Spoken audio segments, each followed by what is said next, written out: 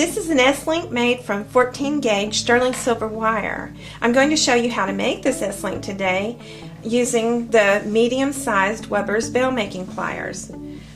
We're going to practice though with copper because copper is less expensive than sterling, but I also think this link is beautiful done in copper.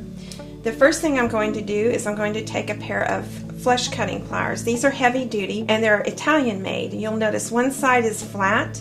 I'm going to take the flat part of my cutters and place it against the part I want to keep. I'm going to grip it high in the jaw to save the life of my cutters, and then I'm going to turn it down and shield it with my fingers so that it protects me from any flying pieces. And you'll notice that now I have a very flat end on my wire.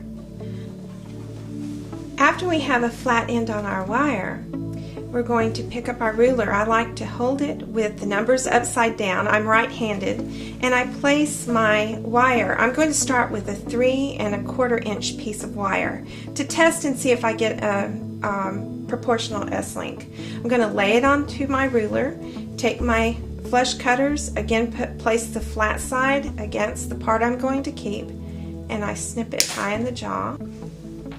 Then I now have a wire that has both ends flush cut.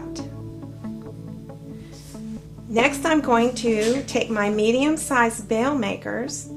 I'm going to put the large jaw toward me, the small jaw away from me. I'm going to place the wire in the jaws, high up in the jaws, because it also preserves the life of my pliers. And I want the top to be flush, not sticking up like that, but flush like this, and this will help me get a nice round loop. The next thing I'm going to do is roll the wire, grasp it tightly, roll it away from me, adjust my pliers, and roll it again until I have a nice closed loop. I now have a loop on one end of my wire. I'm going to turn it around and put a loop on the other end going the opposite direction.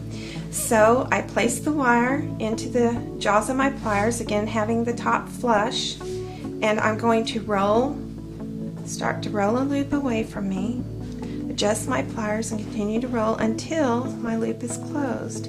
And you'll notice that now there are loops on each end of the wire that are going opposite directions.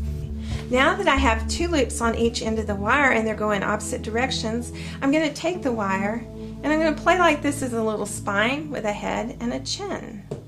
And I'm going to place the chin against the small jaw of the pliers, which is now toward me, the big jaw's away. I'm going to grasp the wire tightly and I'm going to roll the wire to where the back of the head touches the spine, and it looks like this. After I do this, I'm going to do the opposite end just exactly the same way. I'm going to place the little chin down snug against the small jaw, and I'm going to roll away from me. And now you'll see I have a nice S-link. One of the things I like to do with S-links is try to place this one right above this one where it's a little closer to the proportion of this one, so I know that I can cut my wire just a 1/16 of an inch shorter. We finished our copper S-link, and we're going to cut it just slightly shorter and do it in silver. And I'm going to demonstrate for you how to hammer your S-link.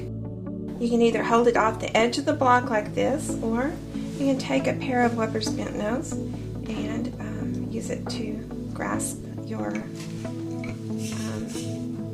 S-link.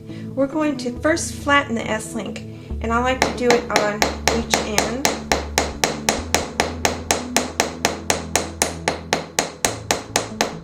I'm using gentle taps, and you can see that the S-link is starting to flatten.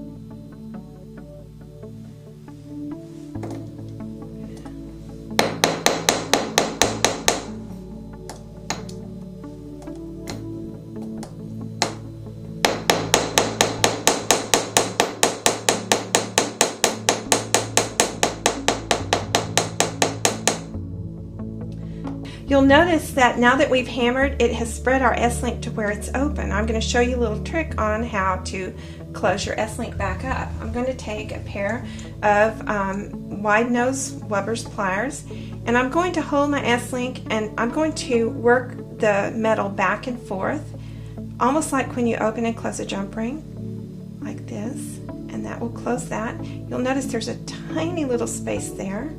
I can do the same thing with my pliers, work it back and forth till I close that little space. I'll flip it around, do the other side, and now it's closed again. Now that I have it closed back up, I'm going to lay it on the block, and I'm going to take my pliers and hold this again, and I'm going to flip my hammer over and use the small side, and I'm going to start to tap. First I tap the top of my S-link, and you can see that I'm starting to get some nice texture. And then after I do the top part, I'm going to come in and do my edges to bevel them.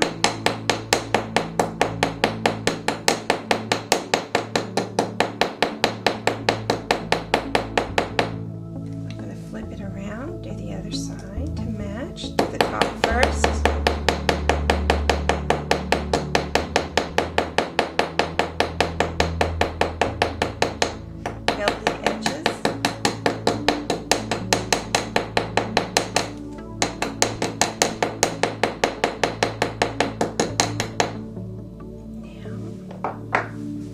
To pick up my S-link and adjust it one last time to where it's nicely closed.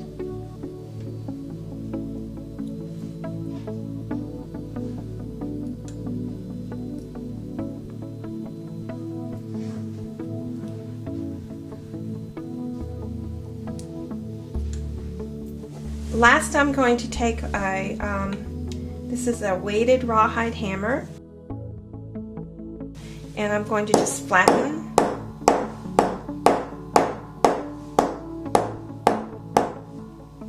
And now it's nice and flat. You can see we have a beautiful hammered S-link.